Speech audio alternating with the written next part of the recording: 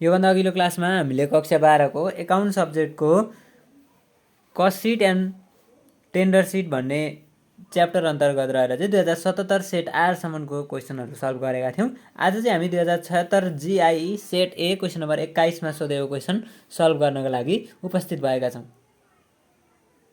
Video सुरु गर्नुभन्दा अगाडि एउटा सानो रिक्वेस्ट गर्न चाहन्छौँ। यदि हाम्रो च्यानलमा नयाँ हुनुहुन्छ र भर्खरै हाम्रो भिडियोहरू हेर्दै हुनुहुन्छ भने च्यानल सब्स्क्राइब गरेर नजिकै रहेको बेल आइकन क्लिक गर्न नभुल्नुहोला, ताकि हामीले अपलोड गरेका यस्तै नयाँ भिडियोहरू चाहिँ नोटिफिकेसन मार्फत तपाईँहरूलाई तुरुन्त प्राप्त होस् र तपाईँहरूको पढाइ कार्य सहज रूपमा अगाडि बढोस् है।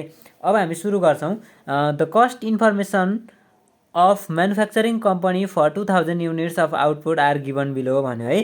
के भन्दैछ भने 2000 युनिट आउटपुटको चाहिँ कस्ट इन्फर्मेसन दिएको अरे। यो म्यानुफ्याक्चरिङ कम्पनीको चाहिँ कस्ट इन्फर्मेसन चाहिँ कतिको दिएको रहेछ, 2000 युनिट उत्पादन गर्दाखेरि कति कस्ट लागेछ भन्ने इन्फर्मेसन चाहिँ हामीलाई दिएको छ। डाइरेक्ट मेटेरियल 1 लाख रुपियाँ लागेछ, डाइरेक्ट वेजेस 50,000, अनि फ्याक्ट्री ओभरहेड 20,000, अफिस ओभरहेड 17,000, अनि सेलिङ ओभरहेड भनेर 8,500 दिएको छ। अनि प्रफिटको चाहिँ कुरा गरेको छ 20% अन सेलिङ प्राइस, सेलिङ प्राइसको 20% अरे है। त्यस पछाडि भन्दैछ the company wants to estimate the total cost and selling price for 400 units if it is estimated that भनौँ। अब के अरे त भन्दाखेरि the company wants to estimate the total cost and selling price, के इस्टिमेट गर्न चाहन्छ अरे त भन्दाखेरि टोटल कस्ट र सेलिङ प्राइस चाहिँ के को आधारमा निर्धारण गर्न चाहन्छ भन्दा 400 युनिटको लागि मात्रै निर्धारण गर्न चाहन्छ अरे। उसले अगाडि चाहिँ 2000 युनिटको गरिरहेको थियो, मतलब उसको एक्चुअल चाहिँ यति थियो। अब उसले चाहिँ 400 युनिटको मात्रै इस्टिमेसन गर्छ भनेर भन्दैछ। अनि cost of raw material will be increase by 10%, अनि ओभरहेड्स आर एलोकेटेड अन्डर भन्यो है। Factory overhead on the basis of direct wages अरे। अनि office overhead and selling and expenses, selling and distribution expenses अथवा ओभरहेड चाहिँ factory कस्टको आधारमा चाहिँ हामीले के गर्नुपर्ने रहेछ त, त्यो एपोर्सन गर्नुपर्ने रहेछ, अथवा त्यसको आधारमा क्यालकुलेसन गरेर हामीले टेन्डर सिट बनाउनु पर्ने रहेछ है। एकदम सजिलो छ यो पनि। अलिकति नयाँ कुरा के छ त यहाँ भन्दाखेरि, अरू बेला हामीलाई यहाँनिर डाइरेक्ट मेटेरियल डाइरेक्ट वेजेसको पैसा दिन्थ्यो, अहिले पैसा दिएन। मैले योभन्दा अघिल्लो भिडियोमा पनि भनिसकेको थिएँ, यदि पैसा नदिएको बेलामा हामीलाई युनिट दिएको हुन्छ। यहाँनिर 2000 युनिटको यो कस्ट भयो, 1 लाख भागा 2000 गर्ने जति रेट आउँछ त्यो रेटले चाहिँ अनि के गर्छौँ त हामी यो 400 सँग मल्टिप्लाई गर्छौँ। अझै के भन्दैछ प्लस 10% इन्क्रिज पनि भनेको छ भनेपछि इन्टु 1.1 गरिदिएर हामीले सोलुसन निकाल्छौँ है। त्यस्तै गरेर डाइरेक्ट वेजेस हामी कसरी निकाल्छौँ त भन्दाखेरि 50,000 भागा 2000 गर्छौँ, जति रेट आउँछ त्यो रेट इन्टु 400 युनिट गरेपछि हाम्रो त्यो पनि आउँछ, डाइरेक्ट वेजेस आउँछ। अब त्यस पछाडिको अरू भनेको त हामीले पहिला पर्सेन्टेज निकाल्ने हो, अनि पर्सेन्टेज निकालेपछि डाइरेक्ट मेटेरियल र डाइरेक्ट वेजेसको इन्फर्मेसन आइसकेपछिको सोलुसन गर्न हामीलाई गाह्रो हुँदैन। अब हामी यसको सोलुसन नै हेरौँ ल। डाइरेक्ट मेटेरियल भनेर हामीलाई 1 लाख रुपियाँ दिएको थियो, डाइरेक्ट वेजेस 50,000 दिएको छ। त्यस पछाडि अब हामीले डाइरेक्ट मेटेरियल र डाइरेक्ट वेजेस जोडेर के निकाल्छौँ त, प्राइम कस्ट निकाल्छौँ।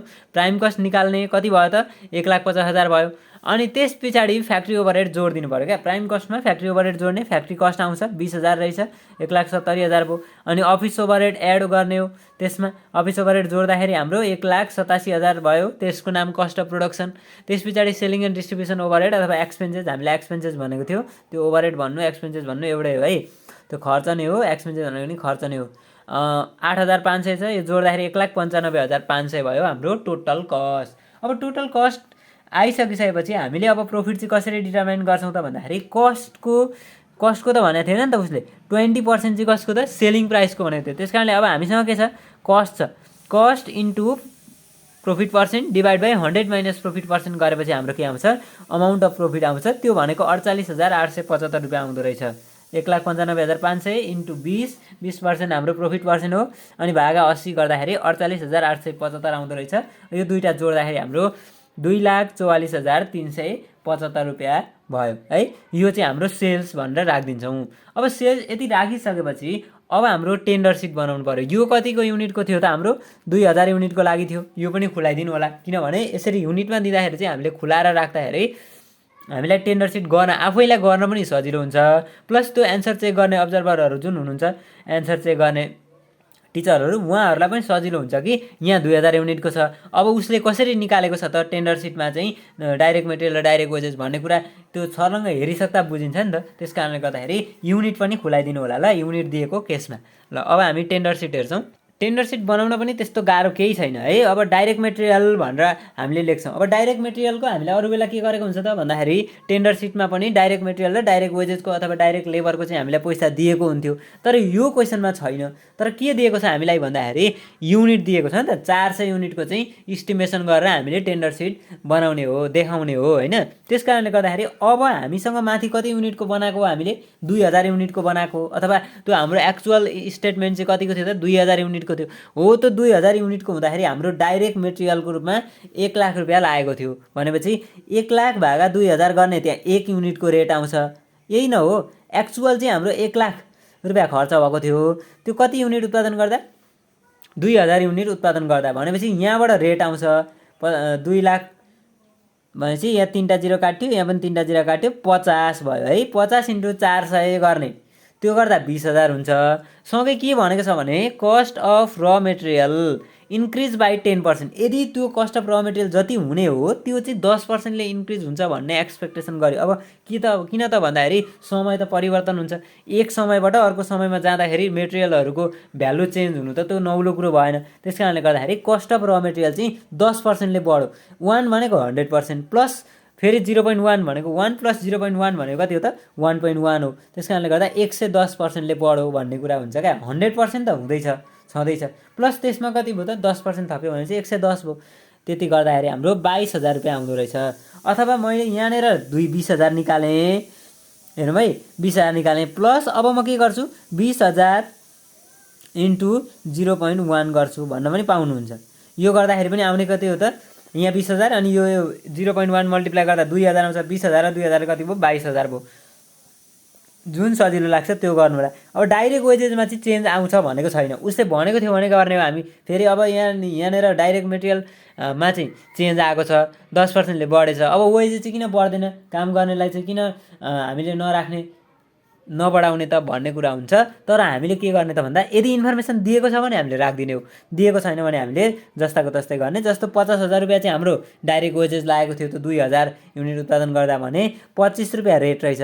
25 × 400 भनेको कति भयो त 400 युनिटको लागि बनाएको हो नि त 10,000 भयो। 22 10 ले 32,000 चाहिँ हाम्रो प्राइम कस्ट भयो। अब यति गरिसकेपछि यहाँदेखि उताको कुरा भनेको हामीले अगाडि गरे जस्तै नै हो होइन। अगाडि गरेको जस्तो भन्नाले अब फ्याक्ट्री ओभरहेड हाम्रो के को आधारमा हुन्छ। अब हेरौँ है, यहाँनिर गरे होइन तर म भनिदिन्छु पर्सेन्टेज अफ फ्याक्ट्री ओभरहेड चाहिँ अन द बेसिस अफ के को आधारमा हो त डाइरेक्ट वेजेसको आधारमा हो। अब हामीले के गर्नुपर्छ भन्दाखेरि क्वेसनमा यो जुन पर्सेन्टेज निकाल्छौँ, पर्सेन्टेज निकाल्दाखेरि जहिले पनि हामीले कस्ट सिटको हेर्ने, यो टेन्डर सिट हेर्न मिलेन। फ्याक्ट्री ओभरहेड कति छ कस्ट सिटको फ्याक्ट्री ओभरहेड भनेको 20,000 छ है। यहाँ मैले राखिदिएँ अब 20,000 अनि भागा अन द बेसिस अफ के हो डाइरेक्ट वेजेस। डाइरेक्ट वेजेस कति छ 50,000 इन्टु 100 गर्नु पर्यो। यो पर्सेन्टेज अफ फ्याक्ट्री यो वर्किङ नोटमा देखाइदिनु होला। अहिले मैले देखाएको छुइनँ, यो कुरा चाहिँ वर्किङ नोटमा देखाउनुपर्छ है तपाईँहरूले। Percentage of factory overhead working note भन्ने अनि percentage of factory overhead on the basis of direct wages भन्ने अनि equal to factory overhead divide by direct wages into 100 गर्ने गर्दाखेरि तपाईँको कति आउँछ 40% आउँदो रहेछ। 40% अब तल आउने क्या। अब रुपिज आउने हेर्ने बेलामा चाहिँ तल आउने टेन्डर सिटमा आउने 40% कसको त भन्दाखेरि डाइरेक्ट वेजेसको। डाइरेक्ट वेजेस कति छ हामीसँग 10,000 छ। 10,000 को 40% भनेको 4,000 भयो। 32 र 4 ले 36,000 भयो। यसको नाम फ्याक्ट्री कस्ट हो। अब हामीले के गर्नु पर्यो फेरि, अहिले यो त सक्यो। अब फेरि क्वेसनले के भनेको छ भने फ्याक्ट्री कस्ट निक्ल्यो। अब अफिस ओभरहेड चाहिँ on the basis of factory cost. Office overhead के को आधारमा अरे percentage of office overhead on the basis of चाहिँ के अरे त हाम्रो फ्याक्ट्री कस्ट भनेपछि फेरि माथि नै जाने हेर्ने। जुन पर्सेन्टेज निकाल्ने बेलामा चाहिँ माथि नै हेर्नुपर्छ। अफिस ओभरहेड कति छ 17,000 छ, यहाँ लेखिदिने 17,000 अनि भागा फ्याक्ट्री कस्ट कति छ हेरौँ। फ्याक्ट्री कस्ट 1,70,000 छ। यहाँ कति आउने भयो 1,70,000 आउने भयो इन्टु 100 गरिदिने 10% आउँदो रहेछ। 10% अफ अब के को त भन्दाखेरि फ्याक्ट्री कस्टको। फ्याक्ट्री कस्ट हामीले कति निकालेका छौँ 36,000। तल रुपिज चाहिँ जति पर्सेन्ट निकाल्यौँ नि, पर्सेन्ट निकालेपछिको रुपिज चाहिँ के को हेर्ने हो त टेन्डर सिटकै हेर्ने हो है। 36,000 को 10% भनेको 3600 भयो। 36,000 मा 3600 जोड्ने 39,600 भयो। यसको नाम कस्ट अफ प्रोडक्सन भयो है। कस्ट अफ प्रोडक्सन भयो। अब कस्ट अफ प्रोडक्सन पछाडि अझै छ हाम्रो सेलिङ एन्ड डिस्ट्रिब्युसन ओभरहेड छ, सेलिङ एन्ड डिस्ट्रिब्युसन ओभरहेड अथवा एक्सपेन्सेस छ, यो के का आधारमा हो, यो पनि फ्याक्ट्री कस्टका आधारमा हो। Percentage of selling and distribution overhead on the basis of factory cost, यो भनेको सेलिङ एन्ड डिस्ट्रिब्युसन कति छ हाम्रो 8500 छ, 8500 भागा 1,70,000 हो, किनभने यो फ्याक्ट्री कस्ट त चेन्ज छैन, इन्टु 100 गर्दाखेरि हाम्रो 5% आउँदो रहेछ।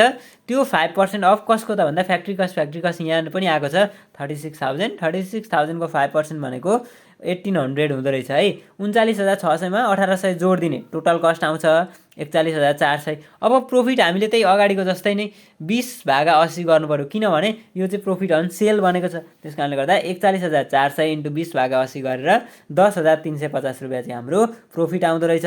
अब टोटल कस्टमा प्रोफिट हामीले राखिसकेपछि टेन्डर खुलाउँदाखेरि टेन्डर प्राइस चाहिँ कतिको हुने भयो त 51,750 को चाहिँ हामीले टेन्डर खुलाउनुपर्छ, अथवा टेन्डर प्राइस चाहिँ हाम्रो त्यति आउँदो रहेछ है। यति चाहिँ हाम्रो कस्ट इस्टिमेसन भएर अगाडिको कस्टको आधारमा, कस्ट सिटको आधारमा चाहिँ हामीले यो क्यालकुलेसन गऱ्यौँ। यदि युनिट दिएको बेलामा हामीले कसरी गर्ने रहेछौँ भन्ने कुरा बुझ्यौँ है आजको भिडियोमा। तपाईहरुलाई यो भिडियो कस्तो लाग्यो, भिडियो मन पर्यो भने भिडियो लाइक गरिदिनु होला र जस्ताको तस्तै कमेन्ट गर्न नबिर्सिनु होला। राम्रो लाग्छ भने पनि राम्रो लाग्छ भनेर कमेन्ट गरिदिनु होला, राम्रो लाग्दैन भने राम्रो लाग्दैन यो पक्षमा सुधार गर्नु होला भनेर पनि कमेन्ट गरिदिनु होला। हस्, थ्यांक यू।